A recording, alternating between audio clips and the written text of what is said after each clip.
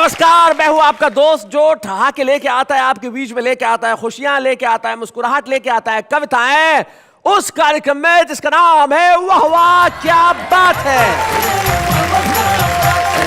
भाई जीवन की यात्रा में कई क्षण ऐसे आते हैं जब यात्राएं करनी पड़ती है। हमारे एक दोस्त हैं प्रदीप चौबे, कई वर्षों पहले की बात है। प्रदीप चौबे और मैं, हम दोनों एक रेलवे स्टेशन है कटनी, वहां से हमें कहीं जाना था, ट्रेन पकड़नी थी, लेकिन ट्रेन में तो भीड़ बहुत है, डब्बे में जगह ही नहीं है। तो चौबे जी ने कहा अभी इलाज करता हूं। उन्होंने अपने झोले में से एक नकली रबड़ का सांप निकाला और डब्बे में छोड़ दिया और चिल्लाने लगे देखो सांप सांप सांप सांप। अब भगदड़ मच गई, लोग इधर उधर, खाली पूरा डब्बा खाली हो गया। जैसे ही डब्बा खाली हुआ उन्होंने कहा देखो कितनी जगह है, अब आके सो जाओ। तो 6-8 घंटे जब हमारी बाद नींद खुली तो स्टेशन था, कोई प्लेटफॉर्म था, तो एक कुली जा रहा था। तो हमने पूछा भाई साहब कौन सा स्टेशन है? बोले कटनी। बोले 8 घंटे बाद भी कटनी? बोले हाँ, इस डब्बे में सांप निकल आया था तो डब्बा कट के यहीं रह गया। लेकिन हम लोग यहां अलग अलग स्टेशनों से तो जरूर जाएंगे, लेकिन एक ही खूबसूरत हम सफर के साथ। आइए मैं बुलाता हूं मेरी साथी नेहा मेहता को।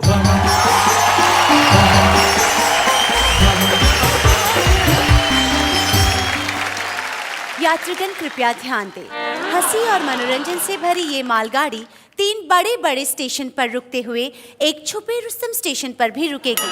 यात्रियों से अनुरोधन है कि एक मिनट, ये क्या हो क्या रहा है?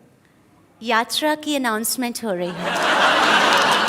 वैसे नेहा आप खुद 2 दिनों से मुंबई में नहीं थी, आपकी यात्रा कैसी रही? बहुत अच्छी। मुंबई से बाहर निकलने के बाद मुझे पता चला कि हिंदुस्तान में विदाउट ट्रैफिक भी सड़कें हैं। और ट्रैफिक में कई बार ऐसे कमाल होते हैं, मैं बताता हूँ। मैं एक बार एक कार लेके जा रहा था तो आगे साइकिल लेके एक लड़का चलने लगा और उसने हाथ यूं किया फिर यूं कर दिया।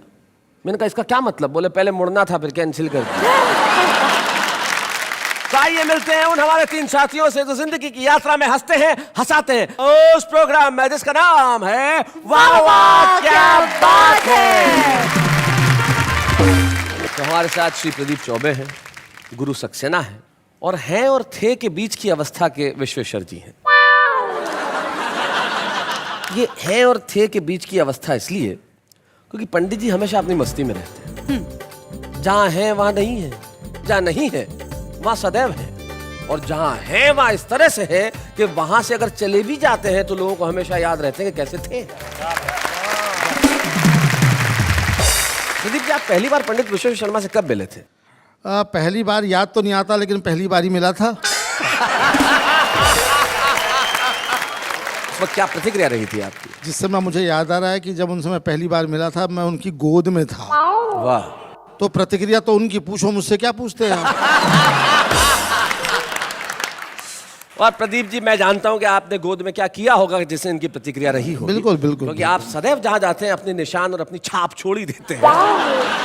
लेकिन कुछ लोग होते हैं जो शब्दों के अर्थ कमाल के निकालते हैं। हम कहते हैं कि आप बड़े आदमी हैं, बड़े आदमी हैं, बड़े आदमी। वो कहते हैं काहे के बड़े हैं? अगर दही में पड़े हैं।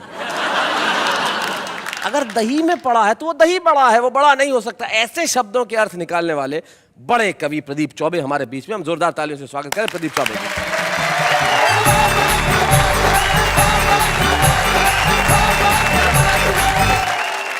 ये बहुत बढ़िया बात इन्होंने कही मेरे बारे में, मेरे सम्मान में, कि मैं शब्द से अर्थ निकालता हूँ, शब्दों से अर्थ निकाल लेता हूँ, अलग अलग अर्थ निकाल लेता हूँ।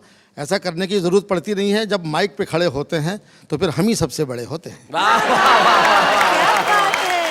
खास रस के कवि के पास में कॉन्फिडेंस के अलावा और कुछ नहीं होता है जी। उर्दू का एक शायर मरने के बाद में दोज़ख में गया। दोज़ख समझते ना आप लोग? जी, नर्क में गया। तो उर्दू का एक मज़हिया शायर मरने के बाद में दोज़ख में गया तो यमराज को लग रहा था कि ये घबरा जाएगा, यहाँ सीन देख के, भयानक सीन होते हैं दोज़ख में तो। लेकिन हास रस का वो शायर न घबराया, मज़हिया शायर, बल्कि जोर जोर से ठाके लगाने लगा। अच्छा। तो यमराज ने पूछा हंस क्यों रहा है? तो उसने कॉन्फिडेंस से कहा कि हमने किया गुनाह तो दोज़ख हमें मिली। हमने किया गुनाह तो दोज़ख हमें मिली। दोज़ख का क्या गुनाह था, दोज़ख को हम मिले। मैं बताता हूँ आपको आज क्या ज़माना बदल गया। आज की एजुकेशन, आज के बच्चे कितने शार्प हैं। किसी ज़माने में बच्चे भोले भाले होते थे, आजकल केवल भाले होते हैं। क्योंकि टेक्नोलॉजी आ गई है, कंप्यूटर आ गया है, बच्चे कंप्यूटराइज पैदा हो रहे हैं। एक मास्टर ने बड़ा भोंडा सवाल बच्चे से पूछा कि 100 चूहे खा के बिल्ली हज को चली। ये तो कहावत है, लेकिन उसने हज को गायब कर दिया। अच्छा। और कहा कि खाली स्थान भरो। 100 चूहे खा के बिल्ली चली। बोलो। तो बच्चे ने जवाब दिया कि 100 चूहे खा के बिल्ली टेढ़ी मेढ़ी चली। तो मास्टर ने चांटा दिया, अबे हज को चलिए बोलना था। बोले साहब रहने दो, 100 चूहे खा के बिल्ली अपनी जगह से हिल नहीं सकती, हज को तो क्या जाएगी। और वो तो मास्टर साहब आपका सम्मान रखने के लिए मैंने थोड़ा बहुत चलवा भी दिया। बहुत अच्छे। एक और मास्टर ने बच्चे से पूछा कि बेटा बड़े होके क्या करोगे। बच्चा बोला शादी करूंगा। मास्टर बोला वो तो मैं समझ गया, मैं तो ये पूछ रहा हूँ कि क्या बनोगे। बोले दूल्हा बनूंगा। अरे बोले यार क्या हासिल करोगे वो बता। बोले दुल्हन हासिल करूंगा। एक और मास्टर ने बच्चे से पूछा बता बेटा माँ और बाप में क्या फर्क होता है। बच्चा बोला सर माँ कहने से मुंह खुल जाता है, बाप कहने से बंद हो जाता है। वाह वाह वाह वाह वाह। बच्चा कहना चाहता है कि माँ के सामने हिम्मत लौट आती है, बाप के सामने हवा बंद हो जाती है। क्या बात, वाह वाह वाह। हम लोग तो कविताओं में एक्सपेरिमेंट करते हैं जी। जिंदगी एक्सपेरिमेंट का ही दूसरा नाम है। मुझे याद है कि एक जेल के अंदर रामलीला मनाई गई, तो एक्सपेरिमेंट में जेलर को लक्ष्मण बना दिया। अच्छा। दूसरे दिन जेलर जो लक्ष्मण बना था सस्पेंड होकर रो रहा था।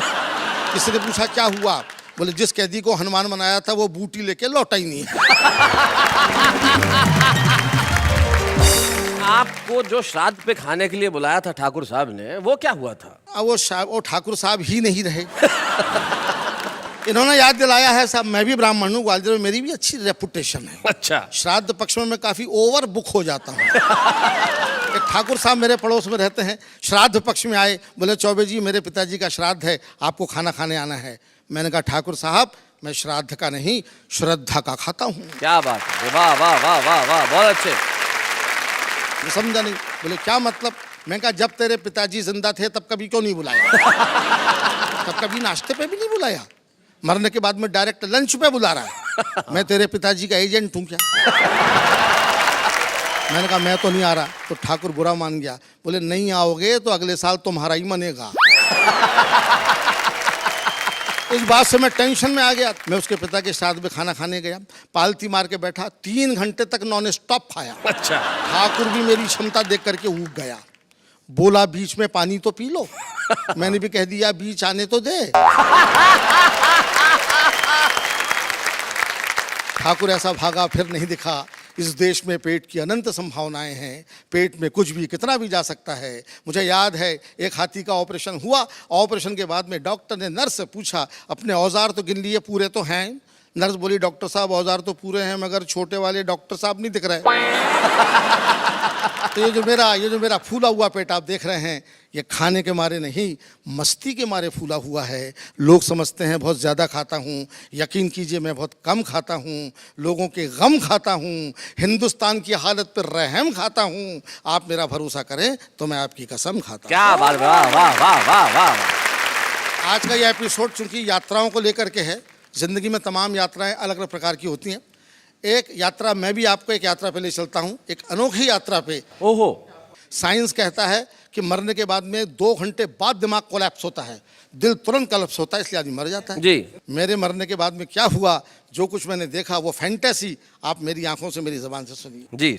हम अपनी शव यात्रा का आनंद ले रहे थे, लोग हमें ऊपर से कंधा और अंदर से गालियां दे रहे थे। एक धीरे से बोला साला क्या भारी है, दूसरा बोला भाई साहब ट्रक की सवारी है। अच्छा। और ट्रक ने भी मना कर दिया तो हमारे कंधों पे जा रही है। एक हमारे ऑफिस का मित्र बोला कि इसे मरना ही था तो संडे को मरता, कहाँ मंडे को मर गया बेदर्दी, कमबख्त एक ही तो छुट्टी बची थी, कमबख्त ने उसकी भी हत्या कर दी। क्या बात, वाह वाह वाह वाह वाह। एक और बोला कि हाँ यार काम तो हमारा भी लटक गया, आज बिजली का बिल जमा करने की लास्ट डेट थी तो यहाँ पर अटक गया, अब कल जो पेनल्टी भरना पड़ेगा उसका पैसा क्या इसका बाप देगा। एक नव विवाहित मित्र बोला कि तुम्हारा काम भी कोई काम था, हमारी तो सोचो, हमारा तो बीवी के साथ हनीमून का प्रोग्राम था। अब पहाड़ों और घाटियों का सुख छोड़ के धूप में खड़े हैं, जेब में एयर कंडीशन के 2 टिकट बेकार पड़े। क्या बात है, वाह वाह वाह वाह। एक मित्र जो वाकई दुखी हो रहा था, बेचारा फूट फूट के रो रहा था, उससे किसी ने पूछा क्या तेरा मरने वाले से इतना प्रेम था जो उसके लिए थोक में आंसू बहा रहा है।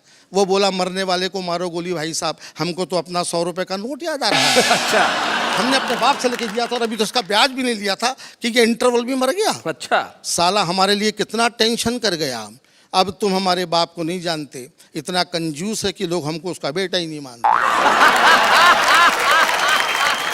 अब बताओ ऐसी लड़की में ये मर लिया, अब हम अपने बाप को क्या मुंह दिखाएंगे? उनको पता चलेगा तो 100 रुपए के लिए हमको बेच आएंगे। क्या बात है, वाह वाह वाह।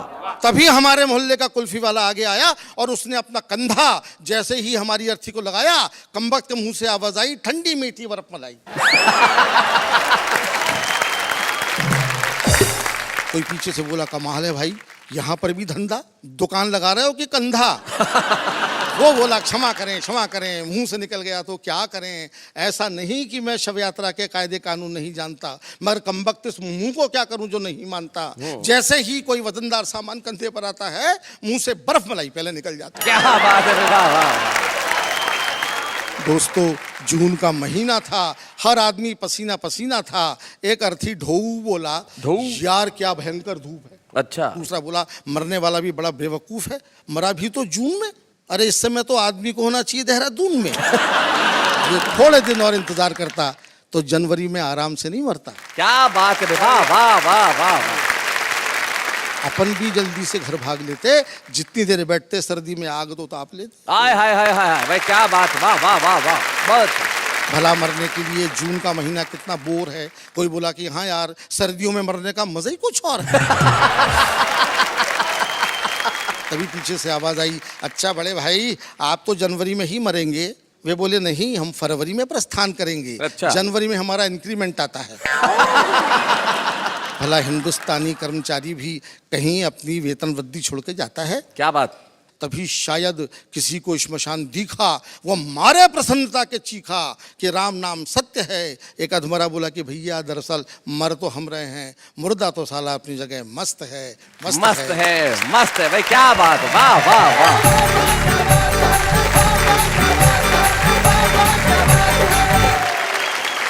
मित्रों, प्रदीप चौबे उस कवि का नाम है जो आपको हंसाते हंसाते कहीं करुणा के दरवाजे तक पहुंच जाते हैं। इस कविता में जो व्यंग्य था, सचमुच मुर्दा तो अपनी जगह मस्त है, आदमी दुनिया से चला जाता है, लेकिन उसके पीछे की जो स्थितियां होती है, तब एक शायर का शेर मुझे याद आता है। वो कहते हैं कि दीवार क्या गिरी मेरे कच्चे मकान की, लोगों ने मेरे सहन से रास्ते बना लिए। किसी का मकान गिर जाता है लेकिन लोग रास्ते बना लेते हैं। और शव यात्रा से हाथ से निकालना वैसे होता है, निकल जाता है। मुझे याद है हमारे मोहल्ले में एक कोई मर गया तो जलाने के लिए कई लोग चले गए, तो एक 90 साल के बूढ़े बाबा भी चले गए पंडित जी।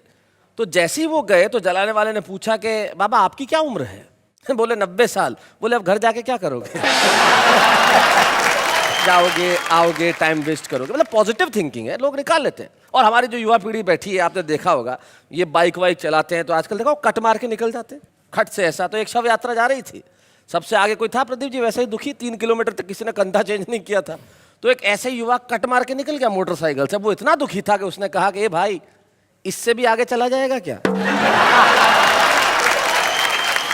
शैलेश जी, यहाँ सुंदर यात्रा की बात चल ही रही है, तो मैं एक जवाब दूं? जवाब दूं मतलब? सवाल किसने पूछा है? नहीं, सवाल भी मैं ही पूछूंगी। तो फिर मुझसे पूछने की क्या जरूरत है, पूछो और दो। हाँ, मेरा सवाल ये है कि सबसे ज्यादा धार्मिक व्यक्ति कौन है? तुमने अपना सवाल खुद सुन लिया तो अब खुद ही जवाब दो। सबसे ज्यादा धार्मिक इंसान according to me bus conductor है। क्यों? क्योंकि पूरे दिन घंटी बजाता रहता है ना। टिंग टिंग टिंग टिंग। Thank you thank you thank you. बस से मुझे याद आया, एक बस ड्राइवर से पूछा, बस में कितने देर रहते हो? बोले 24 घंटे बस में रहता हूँ। बोले कैसे? बोले 12 घंटे इस बस में रहता हूँ, 12 घंटे बीवी के बस में रहता हूँ। लेकिन हमारे गुरु सक्सेना जी पे किसी का बस चलता नहीं है, बड़ी मुश्किल से मिलते हैं वो, लेकिन जब मिल जाते हैं तो बड़ा कमाल करते हैं। इन्होंने जीवन भर ये 2 नाम रखे, गुरु सक्सेना उर्फ सांड नरसिंहपुरी। सांड नरसिंहपुरी का हास्य देश के कवि सम्मेलनों में छाया, लेकिन गुरु सक्सेना की कविताएं देश के जहन में बसी। आइए मिलते हैं श्री गुरु सक्सेना से।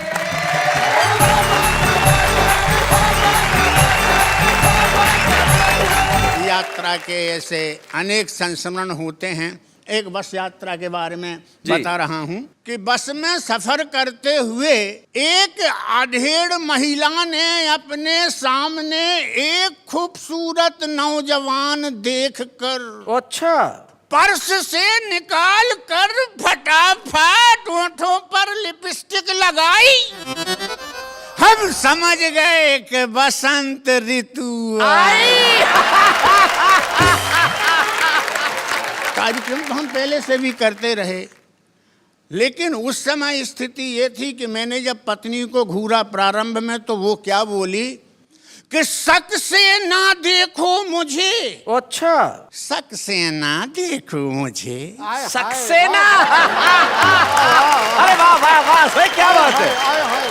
शक से ना देखो मुझे, वैसे मैं निभाया है तो ऐसे मैं निभाऊंगी। लेकिन जब इतनी लंबी यात्रा 45 साल की गुजरी, अब क्या हुआ? अब क्या हुआ? हर बार जैसे लौट कर घर आते रहे, इस बार वैसा कोई भाव ना दिखाए हो। पत्नी का भाव देखिएगा। जी, ये जी। यात्रा, खाना खाने को कहा तो बोले मुझे भूख नहीं, रास्ते में पता नहीं क्या विशेष खाए। एक मनोविज्ञान देखिएगा कि हर बार जैसे घर लौट कर, हर बार जब लौटते थे जैसे बतियाते रहे, ना तो मुझे देखा और ना ही बतियाए हो। लगता है प्राणनाथ इस बार यात्रा में जीवन का सफर सुहाना करे आए हो। बहुत अच्छे, बहुत बढ़िया। मैं दो अपने ढंग से वाक्य बताता हूं, जी, सरकारी और गैर सरकारी। सरकारी क्या सरकारी? जी। एक गैर सरकारी कुत्ते ने सरकारी कुत्ते से अत्यंत दयनीय हालत में कहा, हुजूर हुजूर मुझे भी दुम हिलाने के नियम बताओ। तो सरकारी कुत्ता गुर्रा कर बोला, पहले चाय पिलाओ। विशेष छंद पढ़ रहा हूं। स्वागत। भगवान से मैंने क्या मांगा? अच्छा, भगवान से आप मांग रहे हैं? जी। मच्छर भले ही खून चूसे कोई बात नहीं, पर खजमलों से रक्त ना चुसाना परमात्मा। वाह वाह वाह। खजमल न माने तो न माने, खून पीने देना। हाँ। पर तन में ना जोंक चिपकाना परमात्मा। जोंक भी ना माने तो ना माने, खून पीने देना। पर काले सांप से ना कटवाना परमात्मा। क्या बात। और सांप से भी ना बचा सके तो ना बचाना मुझे, पर सदा भ्रष्ट नेता से बचाना परमात्मा। क्या बात रे, वाह वाह वाह वाह, बहुत अच्छा।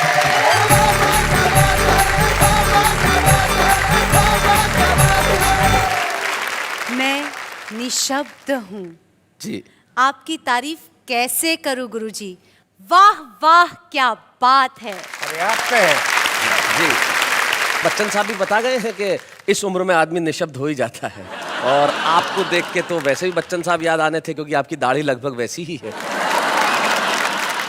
बुलाते हैं एक ऐसे प्रखर गीतकार को जिसने किसी जमाने में लिखा कि नाव कागज की गहरा है पानी, लेकिन इन दिनों वो जो करते हैं वो ऐसा कमाल का करते हैं, जिसे अंग्रेजी में पैरोडी कहा जाता है और हिंदी में कहा जाता है प्रतिगीत।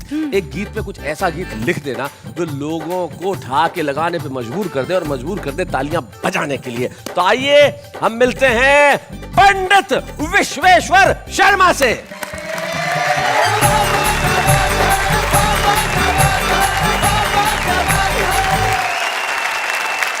ये जो धोती है और कुर्ता और आप देख रहे हो हिंदुस्तानी ड्रेस, और ये जो इस तरफ देख रहे हो आप अंग्रेजी ड्रेस, मामला बिल्कुल उल्टा है। ये सब हिंदी वाले हैं, मैं अंग्रेजी वाला हूँ।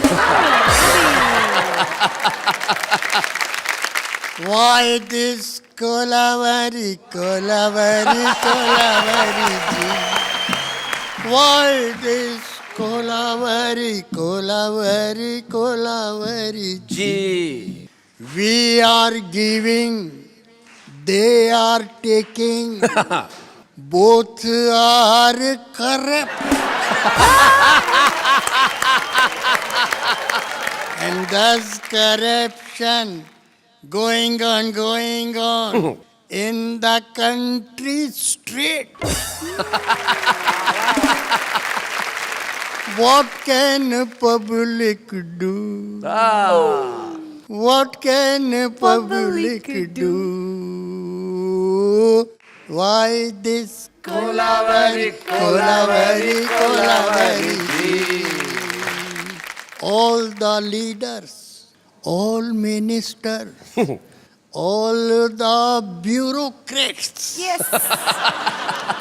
all officers, all the clerks, all the peons, Yo. all are money minded. Hi hi All are money minded. This is the democracy. हाय हाय हाय हाय, क्या बात है। This is the democracy. Why this Kolavari, Kolavari, Kolavari? Dude, that was superb. आपने प्रसिद्ध गीतों पे तो प्रतिगीत बहुत लिखे, लेकिन आपका स्वयं का एक हास्य गीत जो बड़ा मशहूर हुआ था, सिंघाड़ा, हमारे नई पीढ़ी को पता भी तो चले कि उस जमाने में हास्य गीत कैसे लिखे जाते थे। एक Please, जरा please, please. सुना दीजिए। रामचंद्र ने रावण मारा, कृष्णचंद्र ने कंस पछाड़ा, तो जो खाए बन जाए पाड़ा, घर में खुले अखाड़ा, लो सिंघाड़ा, ले लो सिंघाड़ा, ले लो सिंघाड़ा। अंधी घोड़ी लाल लगाम, उस पर बैठे नथुराम। जहाँ जहाँ भी जाए सवारी, जनता झुक झुक करे सलाम। सब है किस्मत की सत्ता, बिल्ली को मक्खन मिलता। संत महंता पैदल फिरते, कार चढ़े इंग्लिश कुत्ता। हाय हाय हाय हाय, भाई क्या बात है। ए, कर ले मिस्टर एमए पास, फिर काटेंगे दिन भर घास। आस पास जो नहीं मिले तो दूर दूर तक करें तलाश। क्या कहता है अपना हाल, ये जीवन है रोटी दाल। रोज बजाती है आजादी, फूटा हुआ नगाड़ा लो। भाई क्या बात है, वाह वाह वाह वाह। सिंगार।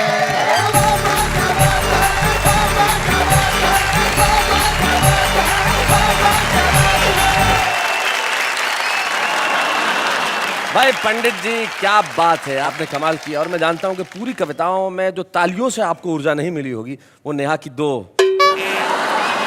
चलिए कमाल कर दिया। लेकिन पंडित जी आप जिस ढंग से पढ़ रहे थे, जिस अंदाज से पढ़ रहे थे, तो मुझे मेरी कविता की दो पंक्तियां याद आती है जो मैं आपको समर्पित करना चाहता हूं कि छत नहीं रहती, दहलीज नहीं रहती, दीवार और दर नहीं रहता, घर में बुजुर्ग ना हो तो घर घर नहीं रहता। अभी बहुत कुछ बाकी है। वाह वाह क्या बात है। मैं कई तमाम चीजें ऐसी हैं जिसका आप इंतजार करते हैं, जैसे छुपा रुस्तम। Yes. हमारा छुपा रुस्तम जो आता है, वाह वाह क्या बात है कि मंच पर कुछ ऐसा सुनाता है कि आप उसके लिए बजाते हैं तालियां। हम बताएंगे कि क्या है छुपे रुस्तम का नाम, लेकिन अभी एक अल्प विराम।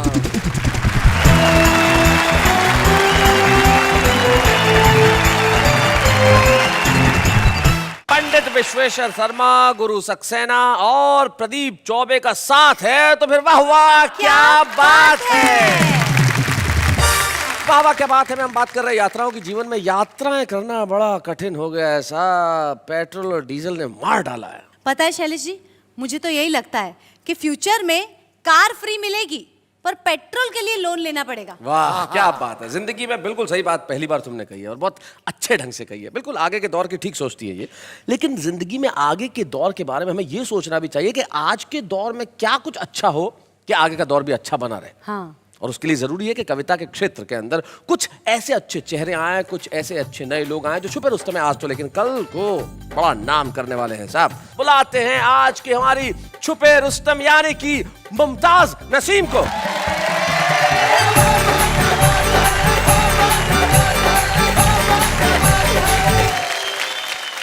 चार मिसरे पढ़ना चाहती हूँ, आप लोगों का भी ध्यान चाहती हूँ जी। घर से निकली तो थी, मैंने सोचा न था। घर से निकली तो थी, मैंने सोचा न था इतनी मुश्किल मुलाकात हो जाएगी, इतनी मुश्किल मुलाकात हो जाएगी। क्या खबर थी कि मौसम बदल जाएगा, क्या खबर थी कि मौसम बदल जाएगा और रास्ते में बरसात हो जाएगी, और रास्ते में बरसात हो जाएगी। 4 मिसरे और पढ़ती हूँ जी। दोनों रोते रहें ऐसा रुख मोड़ दो, दोनों रोते रहें ऐसा रुख मोड़ दो, इसकी मर्जी है दोनों का दिल तोड़ दो, इसकी मर्जी है दोनों का दिल तोड़ दो। ये ज़माना तो बस चाहता है यही, ये ज़माना तो बस चाहता है यही, मैं तुम्हें छोड़ दूं तुम मुझे छोड़ दो। क्या बात है, वाह वाह। मैं तुम्हें छोड़ दूं तुम मुझे छोड़ दो। और मैं चाहती हूँ कि एक गज़ल का मतला और एक शेर जो मुझे बेहद पसंद भी है और मेरी मशहूर गज़ल है, सुनाओ मुमताज। तुझे कैसे इल्म न हो सका, वाह। बड़ी दूर तक ये खबर गई, तुझे कैसे इल्म न हो सका, क्या बात। बड़ी दूर तक ये खबर गई कि तेरे ही शहर की शायरा तेरे इंतजार में मर गई। आए हाय भाई, क्या बात है, वाह वाह वाह वाह। शहर की शायरा तेरे इंतजार में मर गई। इसमें शेर है, कोई बात थी कोई था सबब जो मैं वादा करके मुकर गई, क्या बात। तेरे प्यार पर तो यकीन था, मैं खुद अपने आप से डर गई। क्या बात है भाई, वाह वाह वाह वाह वाह, बहुत अच्छे। पर तो यकीन था। मैं हाजिर करती हूँ एक गीत के कुछ बंद। मैं हूँ पतंग तेरी तू है मेरी डोर, तू है मेरी डोर, मर्जी तेरी तू मुझे ले जा जिस ओर। मैं हूँ पतंग, मैं हूँ पतंग तेरी तू है मेरी डोर, तू है मेरी डोर, मर्जी तेरी तू मुझे ले जा जिस ओर। मैं हूँ पतंग, पिया तेरे हाथों में है मेरी तकदीर, पिया तेरे हाथों में है मेरी तकदीर, तू ही मेरे ख्वाबों की है हंसी ताबीर। पलकों पे जलते हैं उम्मीदों के चिराग, मन के दरीचे में है तेरी तस्वीर। मुझसे न छुपना, मुझसे न छुपना कभी मेरे चित चोर। मैं हूँ पतंग, मैं हूँ पतंग तेरी तू है मेरी डोर, तू है मेरी डोर, मर्जी तेरी तू मुझे ले जा जिस ओर। मैं हूँ पतंग। वाह वाह मुमताज। बंद हाजिर करती हूँ जी। दिल ये कहे फूलों की कतारों में चलूं, वाह।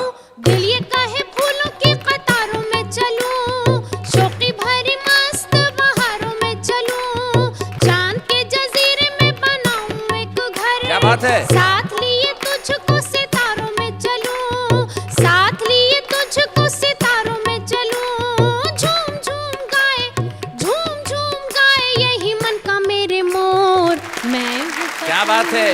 मैं हूँ पतंग तेरी तू है मेरी डोर, तू है मेरी डोर, मर्जी तेरी तू मुझे ले जा जिस ओर। मैं हूँ पतंग। भाई क्या बात। बहुत खूब मुमताज जी, कुछ कहना चाहूँगी आपके लिए कि आपके अल्फाजों में और आपकी पेशगी में जो नज़ाकत है माशाल्लाह बहुत खूब है। बहुत बहुत शुक्रिया, बहुत शुक्रिया।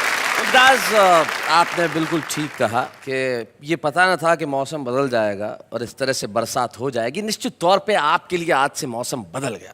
जी। ये तालियों की बरसात जो है यहाँ पे इस अवसर पे यही कह सकता हूँ कि आज हम आपको जो स्मृति चिन्ह देना चाहते हैं वो कलम ईश्वर करे उस कलम से बहुत ढेर सारी गज़लें लिख लें, कविताएं निकलें और वो कविताएं और गज़लें पूरी दुनिया में आपका नाम रोशन करें। इन शुभकामनाओं के साथ हम लोग मिलकर करेंगे आज हमारे छुपे रुस्तम यानी कि मुमताज़ नसीम का सम्मान। मुमताज़ नसीम हमारे साथ।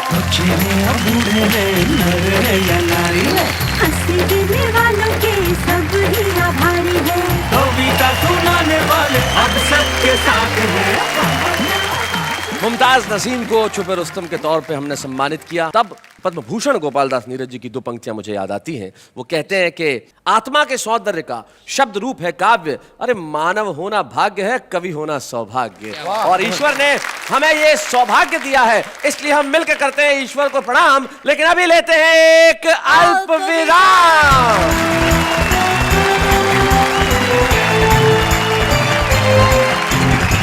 देखिए लौट आए हम। अब इसमें देखिए वाली क्या बात है, आप तो देख ही रहे हैं हमें, हम नजर भी आ रहे हैं, लेकिन ऐसा होता है, कहना पड़ता है कि हम लौट आए हैं। और निश्चित तौर पे लौटता वो है जो जाता है। हम तो गए कहाँ, हम तो आपके दिलों में बसे हुए हैं, क्योंकि ये वो कार्यक्रम है जिसका नाम है वाह वाह क्या बात है।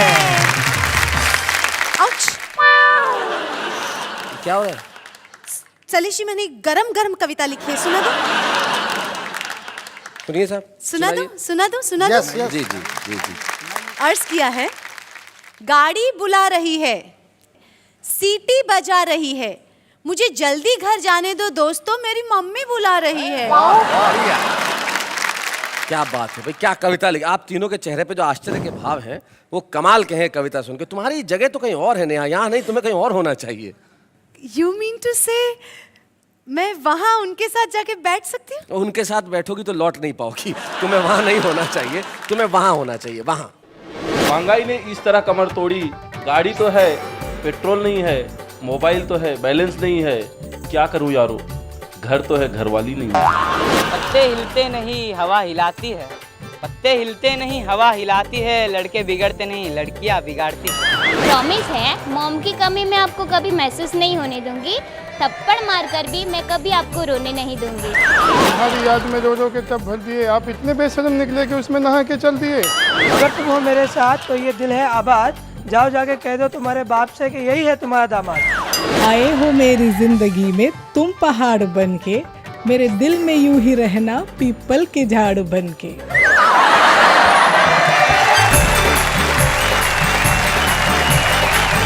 अब तुम्हें पता चला कि तुम्हें वहां क्यों होना चाहिए? ताकि मैं उनको ज्यादा इंस्पिरेशन दे सकूं। जी नहीं, आम आदमी की कविता। करेक्ट। आम आदमी की कविता, आम आदमी की कविता। निश्चित तौर पे हर दिल में एक कवि होता है जो यहाँ था, और ये जो तमाम कवि जिस ढंग से सुना रहे हैं हम उस भावना को प्रणाम करते हैं। क्या बात है, और आप जैसा कि जानते हैं कि हमारे इस मंच पे हम एक कवि को सम्मानित करते हैं। तो आइए आज के इस एपिसोड में मुझे बड़ी खुशी है, मध्य प्रदेश में एक बहुत छोटा सा नगर है नरसिंहपुर, वहाँ से एक कवि कुछ वर्षों पहले निकले, 40 वर्षों से हिंदी कवि सम्मेलन के मंचों पर अपनी धाक जमाई। मुझे बड़ी खुशी होगी कि आज हम इस मंच से आदरणीय श्री गुरु सक्सेना को सम्मानित करें। हम जोरदार तालियों से स्वागत करेंगे गुरु सक्सेना।